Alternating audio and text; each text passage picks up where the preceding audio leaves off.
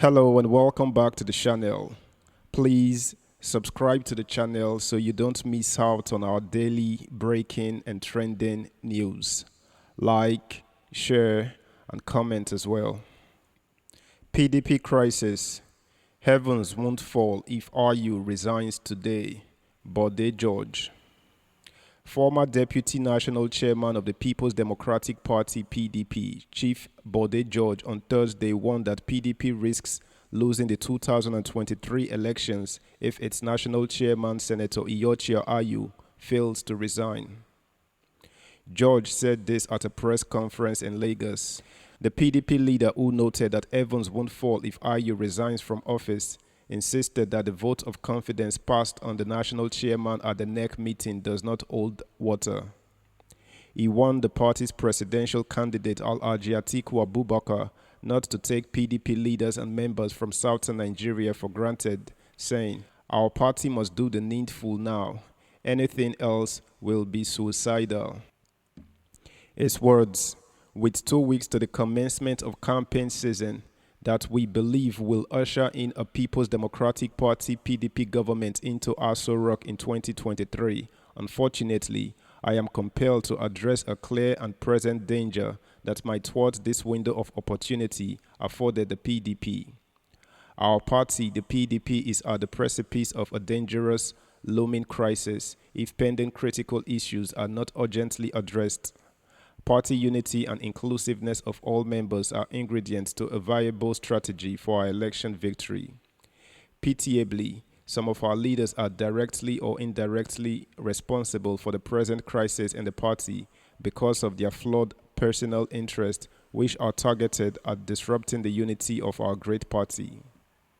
It is not in my character to belittle the interest of our party, but when issues arise that may dent the progress of our party, one has to speak out and speak loud enough to arrest the attention of our people. Aside from the fact that I retired as a Navy general with postings all over this country, I am nationalistic by blood, orientation, and global view. As a tireless defender of democracy, I have always fought for equity and justice for all with respect to the Constitution of this nation and our party. I have never left our party, no matter the situation that besets me. In addition, I have no iota of tribalism in my blood, but will continue to fight tirelessly to ensure inclusiveness for all Nigerians in the political process of this country, and especially in this party, where some of us have suffered great injustice for the fight of equity and justice for all. While I reiterate my solidarity to the tenets of our party constitution, I will not remain passive when the collective unity of this party is fragmented. How we collectively address these issues at stake will be a major determinant of the fate of this party at the next general elections. As leaders of the party, we must not pander towards ethnic affiliation because PDP is the only true national party. The APC is just a mere congregation of strange bedfellows. Members of our great party must be ready to seize this opportunity to move this country forward. This cannot be achieved when leaders of our party insist on peddling ugly rumors and throwing mud at each other. Please be reminded to subscribe, like, share, and comment on all of our posts. Thank you. Let's continue with the news. Speaking further, he said, "We should not allow any sentiment, ethnic or religious, to divide us. Unfortunately, with what we are presently witnessing, our party may lose the next presidential election if we continue to disregard or fail to address the feeling and grievances of alienation being presently experienced by the entire southern population of this great country.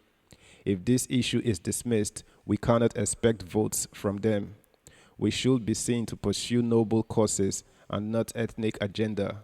Ethnic groups in this country are at the precipice of collapse. It has never been this bad historically, and Nigerians are waiting for us to change the situation of things for the better. Until this party returns to the founding fathers' principles of unity, with equity, fairness, and justice being the pedestal for any political decision taken in this party, and ensuring broad mindedness to accommodate the concerns of all zones in this country, PDP becomes vulnerable to disaster in the 2023 elections. Unless we are united with equity, fairness, and justice, our party may be fragmented before 2023.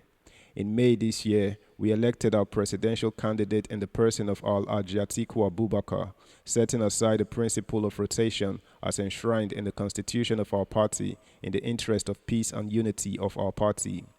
Today, we are in a situation in which our national chairman is from the same zone as our presidential candidate.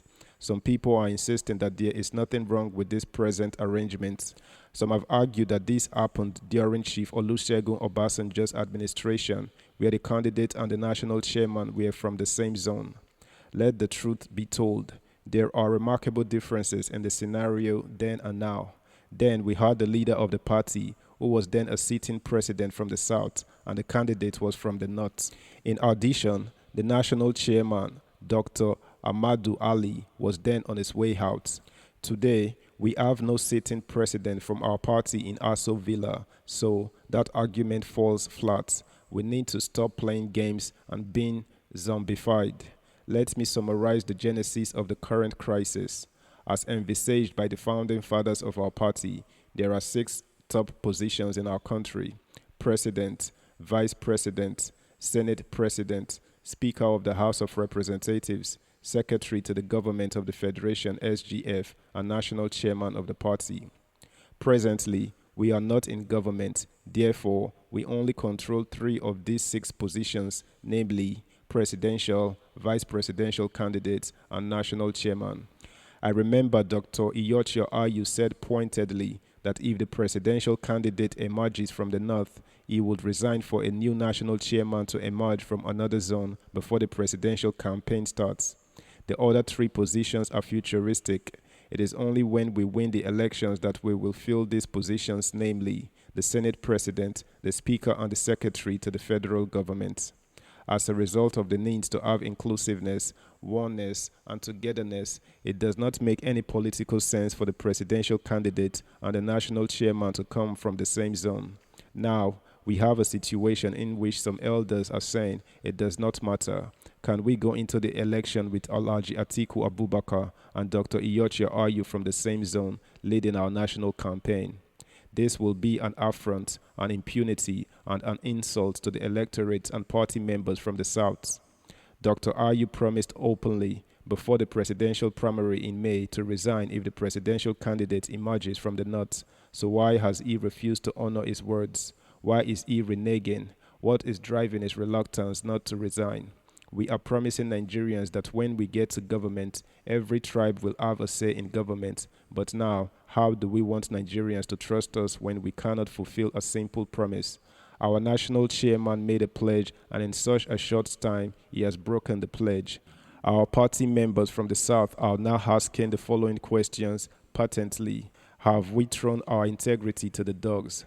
How will Southern PDP leaders convince their electorate to vote for our candidate when there is no substantial national position in the Southwest?